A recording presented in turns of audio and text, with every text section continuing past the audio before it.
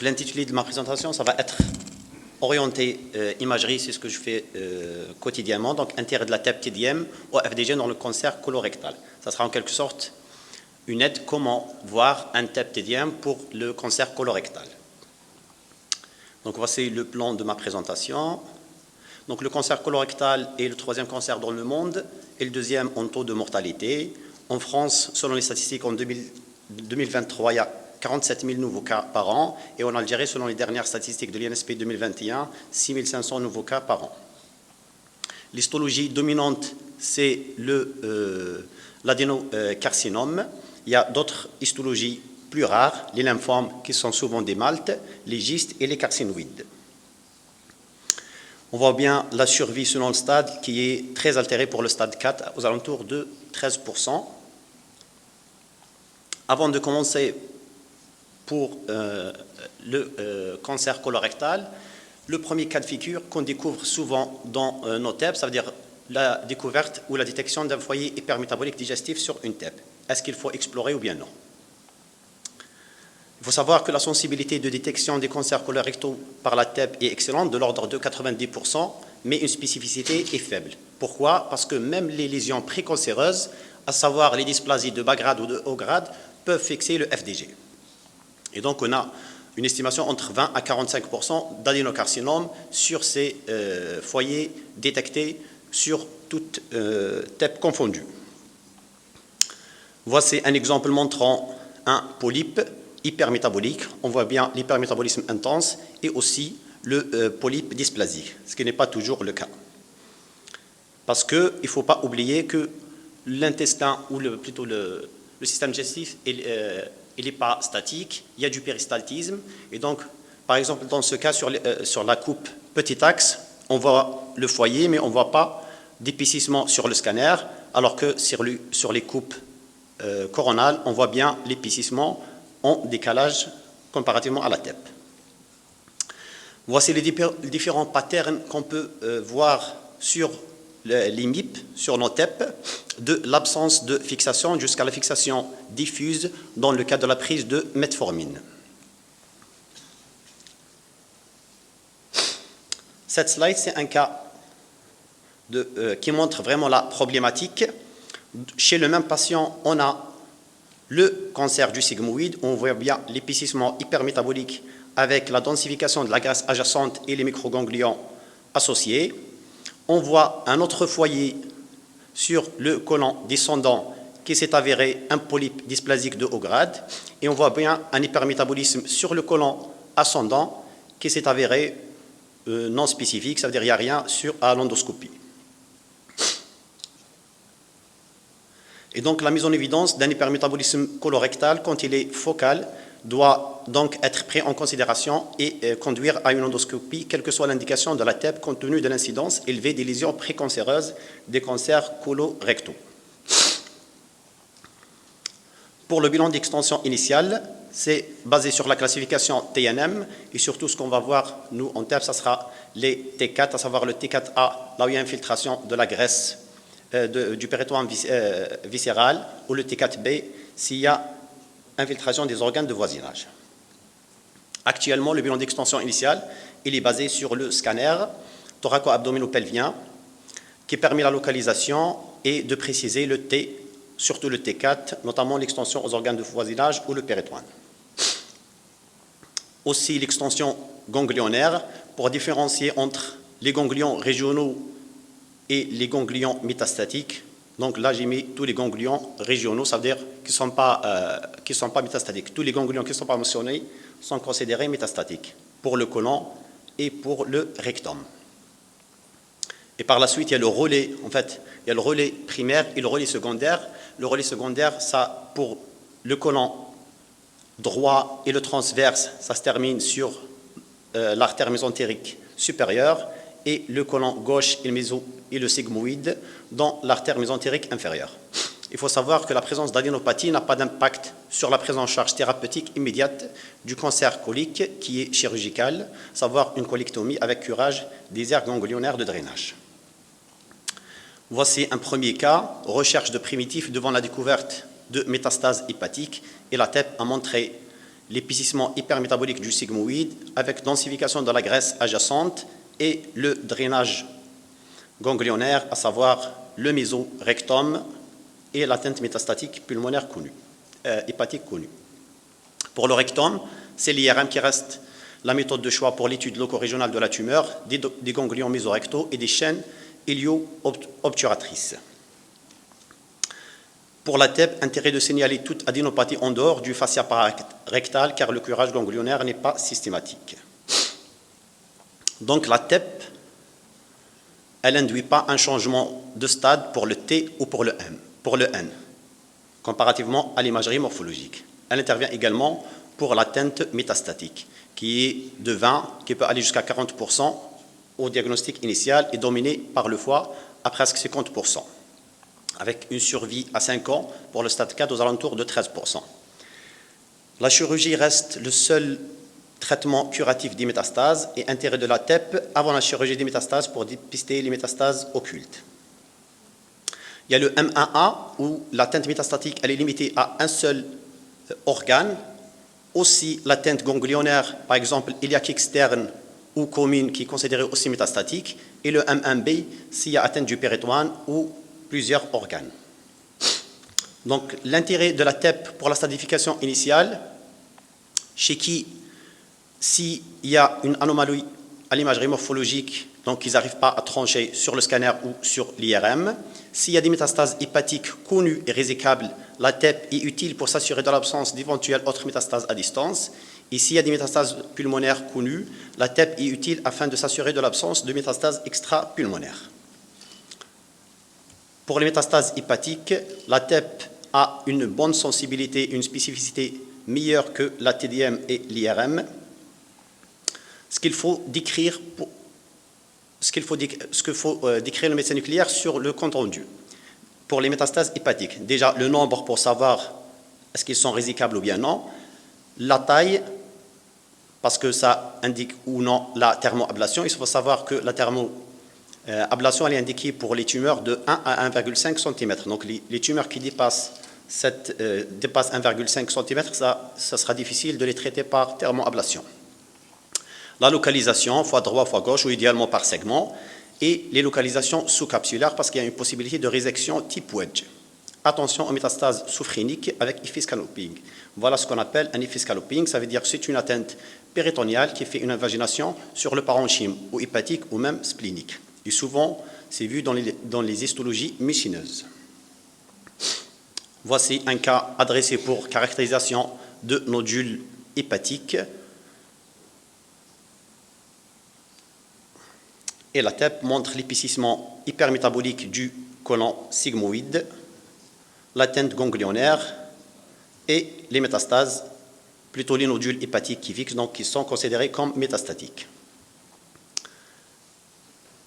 Des faux positifs et des faux négatifs pour l'atteinte hépatique, surtout dominés par les lésions de petite taille et les lésions nécrotiques ou mucineuses et aussi en post-chimiothérapie.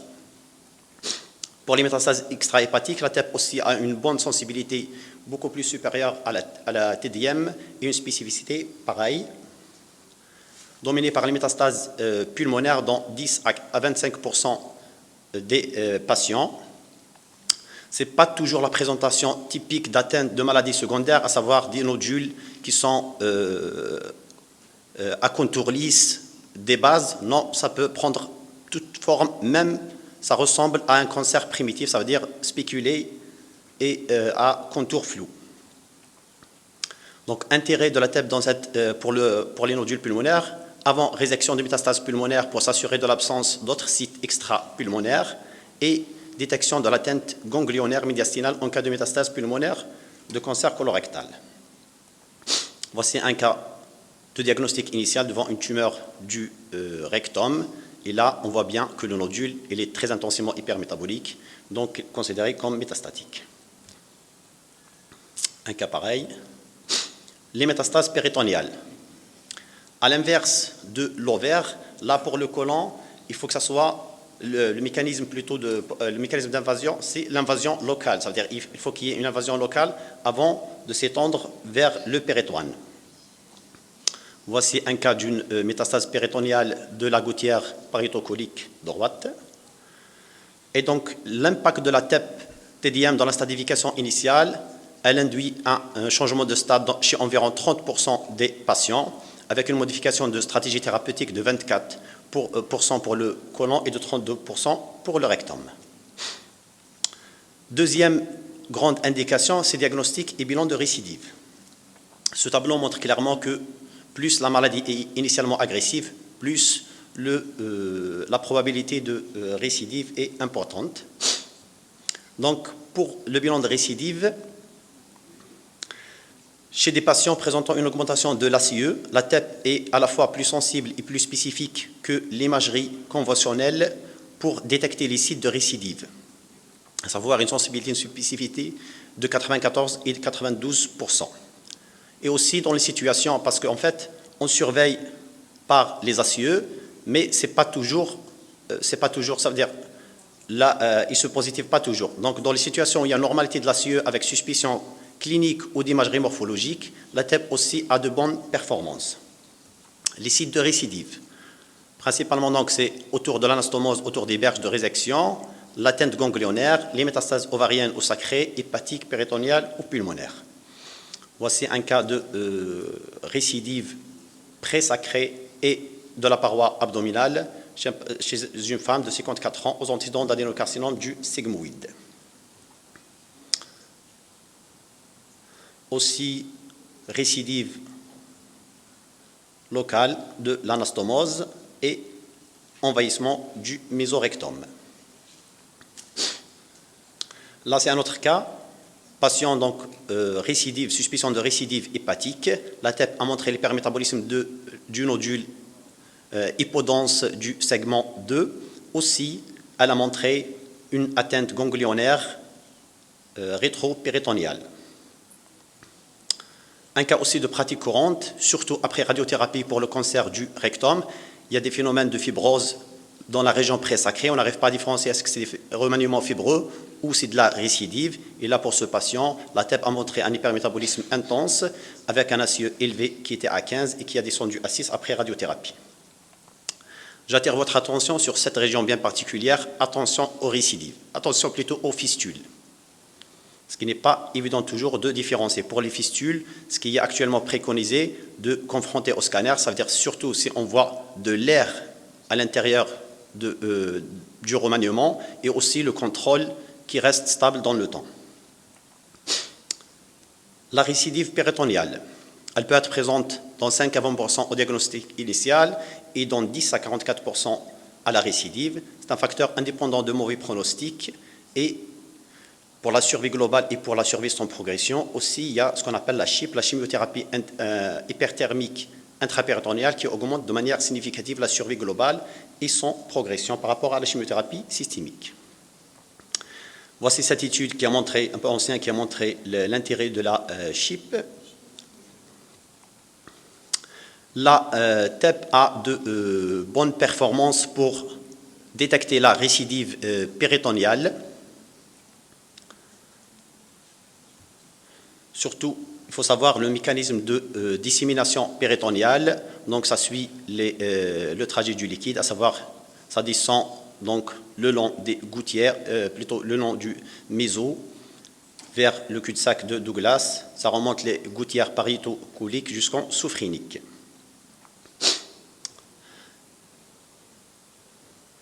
Deux indications où la TEP peut aider par rapport à la CHIP, à savoir de donner une estimation, je dirais bien une estimation, pas un chiffre exact par rapport à le PCI, le Peritoneal Cancer Index, et d'éliminer des localisations extra-péritoniales. C'est quoi le PCI? C'est le Peritoneal Cancer Index. On divise l'abdomen en 13 régions. Chaque région, on prend le nodule péritonial le plus volumineux. Et donc, on a un score de 0 jusqu'à 39 maximum si le nodule dans la région qui dépasse 5 cm. Donc, il y a des études contradictoires. Est-ce que la TEP peut donner avec précision le PCI ou non? Sur le plan pratique, on donne juste une estimation, mais sans donner exactement de chiffres. Voici un cas d'un patient adressé pour suspicion de récidive devant une élévation de la CIE à 13, puis à 30 nanogrammes, à 2 ans après chirurgie et chimiothérapie adjuvante pour une néoplasie du côlon droit métastatique ganglionnaire. Voici la tumeur primitive, on voit bien l'épaississement de la paroi du côlon. Et voici la TEP devant la suspicion de récidive. On voit bien l'épaississement hypermétabolique de l'anastomose, les nodules plutôt de carcinose adjacente, la récidive hépatique et les différents sites de récidive péritonéale, à savoir la localisation trompeuse de la poche de Morrison, de l'ombilique, du côlon, plutôt de la gouttière parétocolique gauche, du grand épiploant, du pelvis et du mésentère. Et voici sa TEP après chimiothérapie. On voit clairement la diminution des nodules de carcinose. Voici un autre cas aussi intéressant. Un patient devant une récidive hépatique. On voit bien les nodules. Ça, c'est la TEP qui était faite de surveillance, donc qui était négative. Par la suite, élévation des marqueurs tumoraux TEP positifs avec 2 métastases hépatiques. On a décidé en RCP de commencer la chimio avant de l'opérer. Ça progresse sous chimiothérapie, donc ils ont décidé quand même de maintenir l'intervention. Donc il y a les 2 métastases hépatiques. Au bloc opératoire, le chirurgien il appelle, il me dit que je palpe quelque chose, et finalement c'est dans la localisation, c'est dans la poche de Morrison, il y a le petit nodule. A posteriori, ni la TEP, ni l'IRM l'ont décrite. Aussi, devant toute élévation de la CIE, ce n'est pas un marqueur spécifique. Donc là, un cas d'un homme de 73 ans opéré pour un adénocarcinome du rectum. Et donc la TEP n'a pas montré de foyer digestif. Par contre, elle a montré un épaississement hypermétabolique de la queue du pancréas suspect de primitif. Le CA19-9 était élevé, donc il n'a pas un adénocarcinome pancréatique. Donc, pour le diagnostic et bilan de récidive, il est recommandé de faire le TEP en cas de suspicion de récidive, en particulier en cas d'ascension isolée de la CIE chez un patient déjà opéré d'un cancer colorectal. Et la TEP est recommandée dans le bilan préopératoire des récidives locales et métastatiques des cancers colorectaux. Pour l'évaluation tumorale, là on intervient surtout, c'est pour plutôt après chimiothérapie néoadjuvante pour le carcinome du rectum localement évolué. Et voici là une étude avec une chute du Suvmax de 65%, et voici la différence de survie entre les patients répondeurs et non répondeurs. La question principale, est-ce que la TEP ou l'IRM, surtout le problème pour le cancer du rectum, c'est si on veut préserver la fonction sphinctérienne. Ça veut dire si on tente la chimiothérapie, est-ce que l'IRM principalement de diffusion ou la TEP, elles ont une certitude pour dire qu'il y a réponse complète et il n'y a pas de maladie résiduelle. À ce jour, les deux, ils ont de bonnes performances, surtout pour dire chez les patients qui sont non répondeurs, mais aucune des deux ne peut dire clairement, c'est-à-dire on peut voir qu'il y a absence de maladie, mais on ne peut pas dire plutôt réponse métabolique complète, mais on ne peut pas dire clairement est-ce qu'il n'y a pas de maladie microscopique. Voici aussi une évaluation sous chimiothérapie. Un cas d'un adénocarcinome colique traité dans ce cas par immunothérapie. Et on voit bien l'effet sous immunothérapie à 3 et à 6 mois. Et la TEP aussi, ça permet de détecter les effets secondaires de l'immunothérapie, à savoir ici une thyroïdite. L'autre indication, c'est après radiofréquence. Faire la TEP soit ultra précoce, ça veut dire 24 à 48 heures, soit à 6 semaines. Et ce qu'on cherche en TEP, c'est vraiment une lacune centrale avec un pourtour non hypermétabolique. Un cas d'une récidive après radiofréquence. Pour l'évaluation des métastases aussi après radio-embolisation, c'est vrai pour la radio-embolisation, c'est la seule, en quelque sorte, ça veut dire où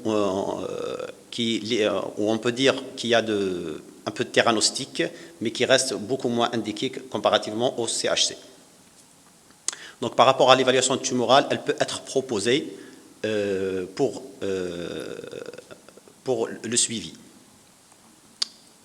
Pour la planification de radiothérapie, le FDG peut être réalisé en position de traitement et utile pour définir les volumes d'irradiation et de surimpression avant radiothérapie, et ça permet de diminuer la variabilité inter-observateur.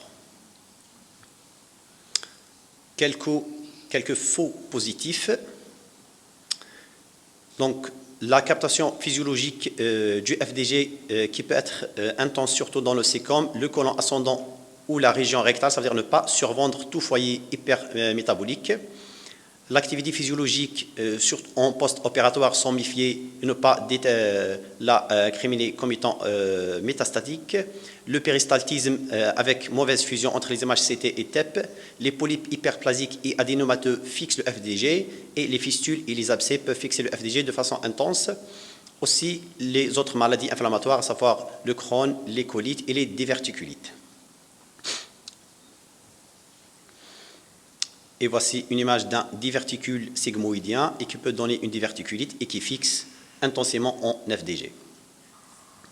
Quelques faux négatifs, surtout l'histologie mucineuse après chimiothérapie et les faux négatifs qui sont liés au système, à savoir la résolution du système. Donc en conclusion, le TEP au FDG est recommandé pour le bilan d'extension initiale devant une imagerie douteuse ou devant des métastases connues mais résécables. Le TEP au FDG est recommandé aussi pour toute suspicion de récidive, qu'elle soit biologique, clinique ou sur l'imagerie conventionnelle. Et le TEP au FDG peut être proposé pour l'évaluation thérapeutique et pour la planification de radiothérapie. Et merci pour votre attention.